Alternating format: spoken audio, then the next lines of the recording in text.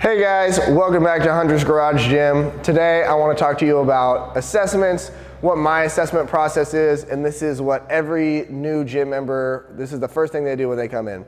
So assessments are really, really important for me because I grew up being a weightlifter, so I did a bunch of local weightlifting competitions, I did some national weightlifting competitions, and I even moved to North Carolina to pursue Olympic weightlifting at a really high level. And while I was competing, I was hurting my back, I was hurting my knees, my hips, my shoulders, kind of everything in my body was screaming at me. And I was 19 years old, I was really strong, but I was in pain a lot of the time. It took me probably 30 minutes to get up every morning, and I had to go foam roll, I had to go to the chiropractor, I had to go to the physical therapist and do all this crazy stuff in order to just be able to do my training sessions. And then when I did the training sessions, all the pain would just end up coming back anyways.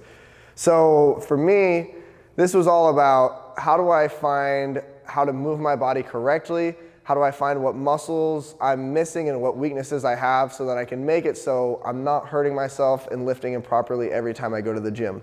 So I was lucky enough to be able to go to California, visit with Julian Pinot of StrongFit, and he did an assessment on me. This was in 2015 or 2016.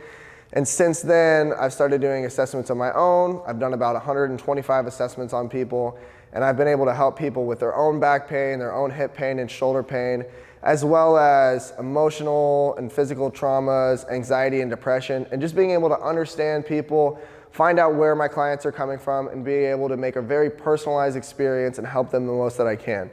So my process is different for every person, but I do have a bit of a system that I go through every single time somebody comes in. So the first thing that I'll have them do is they'll come in and they'll write down their athletic history, which is basically whatever sports they've been doing since the time they were really, really young all the way till now. So, you know, whether they were doing hockey or soccer or rugby, you start to notice different movement patterns in the sports, start to realize different patterns, and you can see a lot of the same injuries happening in these sports and start to make a better plan when I have people that come in that do this and this versus this. After that, we go through the injury history. So either the injuries they got along the way in the sports, or you know, something happened to them when they were a kid that injured them, that's still bothering them, or they just have like chronic back pain or something like that. And just seeing where the pain's coming from and what we need to work on. After that, we go over traumas. So these can be physical traumas, these can be emotional traumas, anything that you feel like is affecting you in a negative way that happened.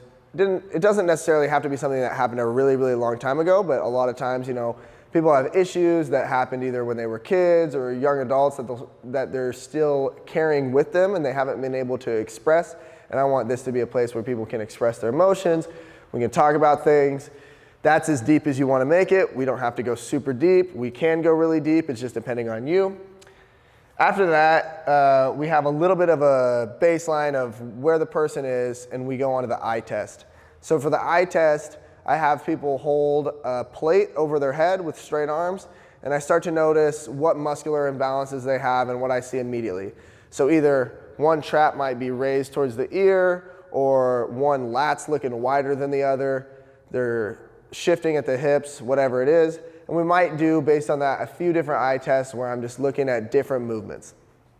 From there, we go to the oblique opener every time. This is a really important exercise for you to gain awareness of how your body's feeling. It also is a very important exercise to start connecting to the lower abs, connecting to the obliques, and muscles that a lot of people have had turned off for a really long time, which is why a lot of people are having low back issues and hip pain. And it's just gonna give us some insight on what muscles you have an easy time controlling and what muscles you have a harder time connecting to. Based on how the oblique opener goes, we go on to a series of muscular tests. So this is gonna be, you know, different movements where I can see if one side is taking over for the other, or if something's giving you pain, and we're gonna create a win for the day, which should actually be like right here. So we're gonna create a win for the day. So let's say you have pain squatting.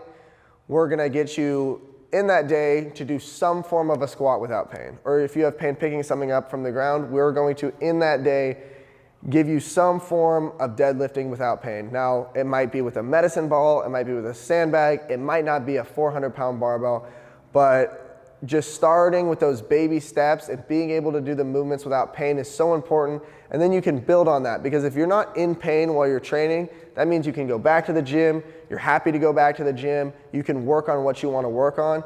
If you're going and you're competing in a sport and you're constantly in pain, or you're trying to get in shape and you're constantly in pain, it can be a real drag. It can make going to the gym a lot harder, and it's just going to make the whole process of either losing weight or building muscle or whatever it is you want to do that much more tiring and that much more stressful, which the goal of the gym should be to eliminate more stress, not to increase stress, and to eliminate injuries, not to get injured. So after we do that, we go through the test. I'm gonna push you. This is basically your rites of passage to be in the gym. We're gonna do probably some sleds, some pulls, whatever it is. It's gonna be really, really challenging. And I'm gonna see if you're the type of person that really wants to actually put in the work, or if you don't wanna put in the work, you just wanna complain to me about being in pain. And if you wanna put in the work, you're part of the team, we'll get going, we'll start working hard, and we'll get you in some good shape.